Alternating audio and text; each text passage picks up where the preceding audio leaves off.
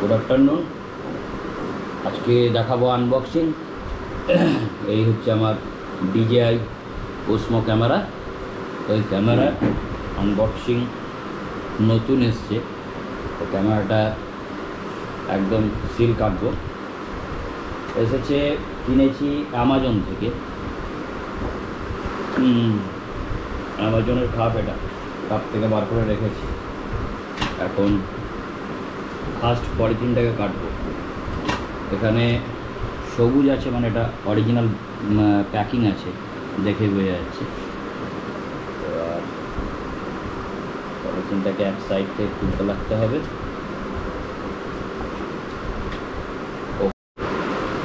এই পলিথিনটা খুলে গেল। এই পলিথিনটা ফার্স্ট খুলতে হবে। এরপরে ওপেন বলে লেখা ছিল এখানে, এই যে ওপেন। ওপেন থেকে আগে এই সাইডটাকে সিল কাটতে হবে। এটাকে সিলটাকে কেটে দিই। সিলটা কাটলো। এরপরে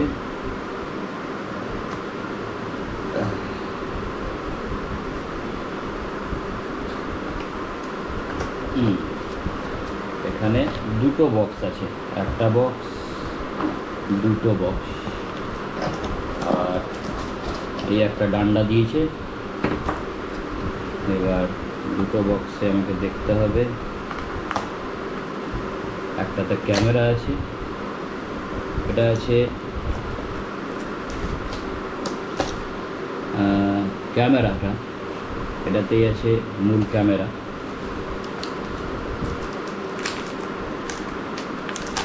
এটা হচ্ছে DJI ওসমো অ্যাকশন 4 ক্যামেরাটা আছে এতে। আর এটাতে আছে কভার একটা, এই কভারগুলোকে ভরে রাখা দরকার।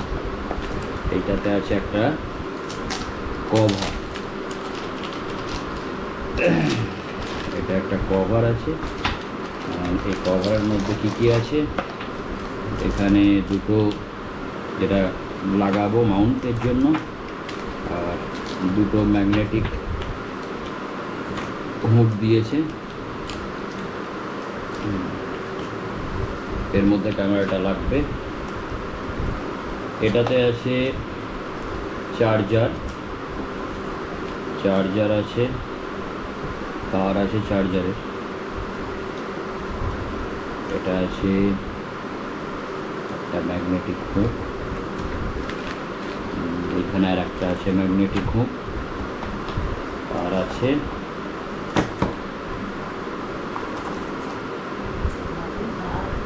একটা, এটা কিসের ইউজ আমি জানি না।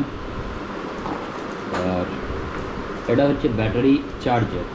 এতে 3টে ব্যাটারি থাকবে, যেটা সব থেকে অ্যাডভেঞ্চার মোডের ইম্পর্টেন্ট থিংস, যে 3টে ব্যাটারি থাকবে আর কেসটা থাকবে।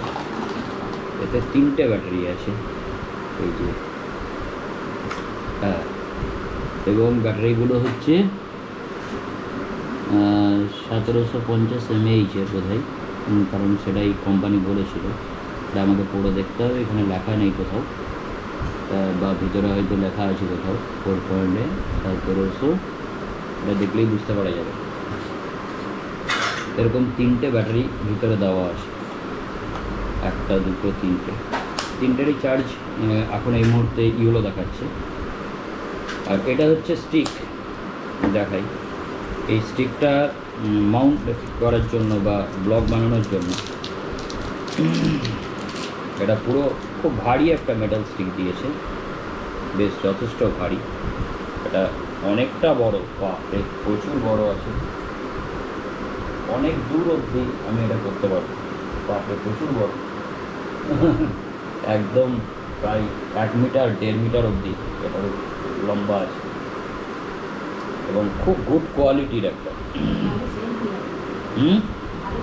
হ্যাঁ, এবং গুড কোয়ালিটি এটা। এখন ক্যামেরাটাকে আমি একটা ব্যাটারি করে স্টার্ট করে দেখব। এটা ক্যামেরাটা লেন্সের উপরে, আচ্ছা এটাই লেন্স আছে। অ্যান্ড ব্যাটারিটা এর ভিতরে আছে, একটা যে কোনো ব্যাটারিকে লাগাবো।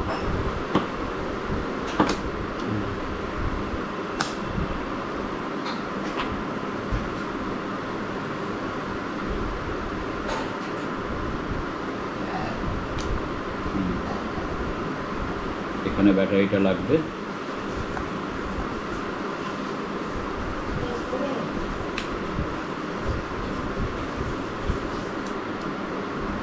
এটা হচ্ছে ক্যামেরা স্ক্রিন।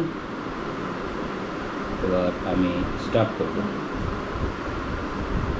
একদম সুন্দর খুলে গেল সঙ্গে সঙ্গে। আমাকে বলছে যে এটা ইংলিশ সেট করব কিনা। অবশ্যই আমি এটাকে ইংলিশ সেট করব।